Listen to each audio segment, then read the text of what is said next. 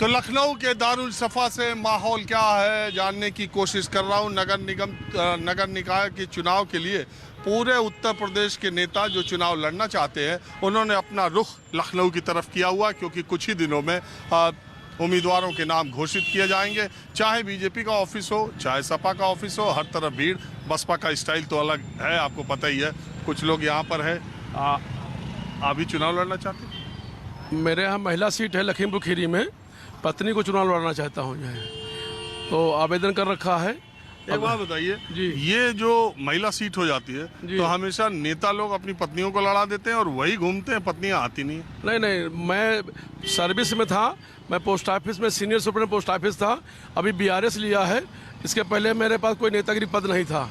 पहली बार जो है मैं पत्नी को लड़ाने की सोच रहा हूँ। और वो संगठन में जिला मंत्री लखीमपुर खीरी की रही है भाजपा की। लड़का मेरा खड़ा है, जिला अध्यक्ष है भाजपा किसान मोर्चे का, ये पीछे खड़ा है आपका जो है ये है। तो संगठन से हम लोग जुड़े हुए हैं। विचारधारा बीजेपी की है शुरू से, और राष्ट्रवादी विचारधारा से हम लोग जुड़े हुए हैं इसमें है। आपके यहाँ टक्कर किसके में? हमारे टक्कर जो है, टक्कर में तो कोई है ही नहीं, बिल्कुल क्लियर सीट है बीजेपी की। अरे तभी चुनाव होता है। नंबर 2 पे सपा आएगी,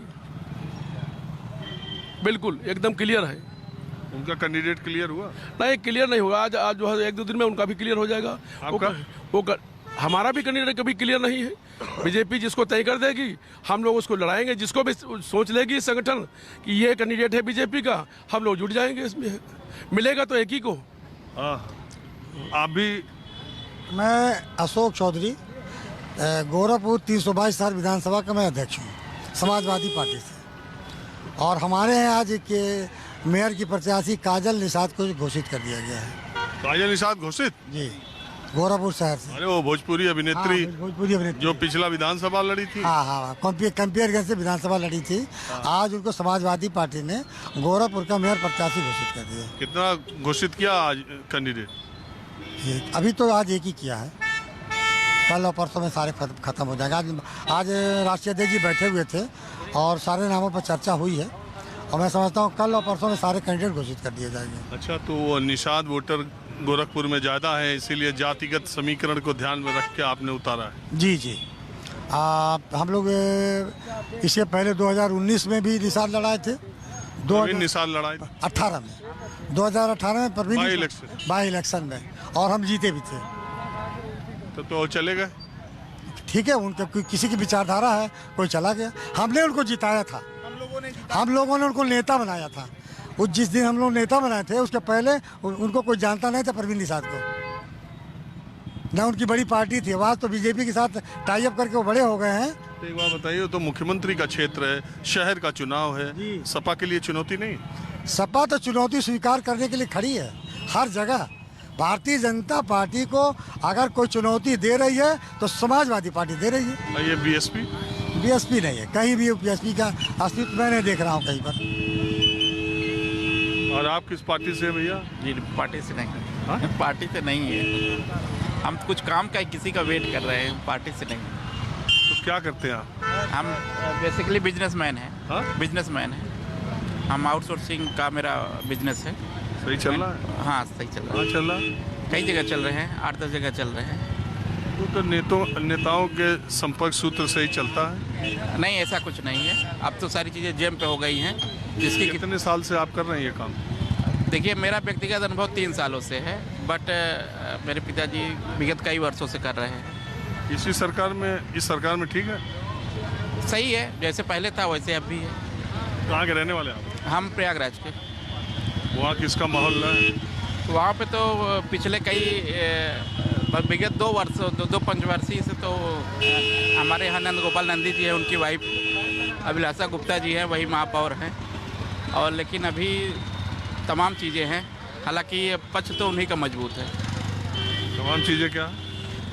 अब देखिए, जनता का मत होता है, परिवर्तन होता रहता है। प्रयागराज में है उम्मीद? मुझे तो लगता है कि शायद।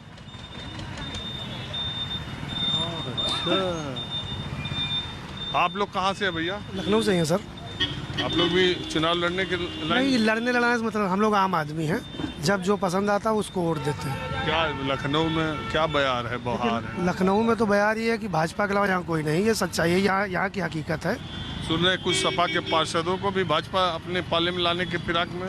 वो तो खैर उन लोगों का इंटरनल मामला, हम लोग उससे मतलब नहीं, अंदर क्या हो रहा, बाहर जो करेंगे हम लोग, हमको वो पता है कि हमारे हिस्से में क्या काम है, किसको देना किसको नहीं देना। ये प्रदर्शन करना इनका काम है, किस तरह एक हो रहे हैं, किस तरह अलग हो रहे हैं, ये अंदर खाने चला करता, आप तो जानते ही हैं कायदे से ये सब चले करता हाँ है। जी, आप बताएं।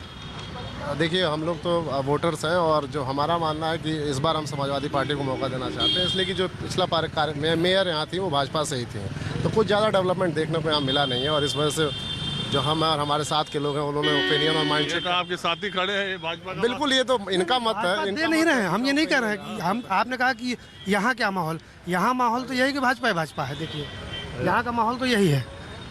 तो हम लोगों ने ऑलरेडी माइंडसेट कर किसको लिखा दे रहे कि हैं, एक हम बार नहीं हमने कह रहे चांस दिया था, बट किसी तरह का कोई डेवलपमेंट हुआ नहीं, रूट लेवल पे कोई काम भी नहीं हुआ। अच्छा, आप ये स्थानीय स्तर की बात कर रहे हैं या योगी सरकार के काम की मैं बात? पूरे सरकार के काम की बात नहीं कर सकता हूँ, क्योंकि मैं लखनऊ का रहने वाला हूँ और लखनऊ की चीज़ों को देख रहा हूँ, समझ रहा हूँ। तो आपको लगता है कि ये मुद्दे स्थानीय होंगे? लखनऊ नगर निगम के चुनाव की जिम्मेदारी 5 कैबिनेट मंत्री समेत 5-6 मंत्रियों को लगा दिया बीजेपी ने आज। वो अलग बात है, उनका वो इंटरनल पॉलिसी है, वो संगठन का मामला है। अगर वो अपने मंत्रियों को लगा रहे हैं तो मंत्रियों के वोट मांगने से वोट नहीं मिलता है। वोट तो भाई सबकी पॉलिसी। हाँ जी, आप? अरे हम तो आपके परिचित हैं, हॉलैंड हॉल वाले हैं, इसीलिए हम बात करने के लिए आपसे रुके थे। यार हम तो वैसे ही, आप बुढ़ा गए यार। इसीलिए टाइम मिले हम लोग, हम गाड़ी में रुक के। चलिए ठीक है, तो अभी बात करते हैं माहौल क्या है में। बस आज इतना ही। अगले एपिसोड में किसी दूसरी जगह से हम फिर हाजिर होंगे। कैमरामैन उमेश सिंह के साथ राजीव रंजन, न्यूज़ 24 लखनऊ।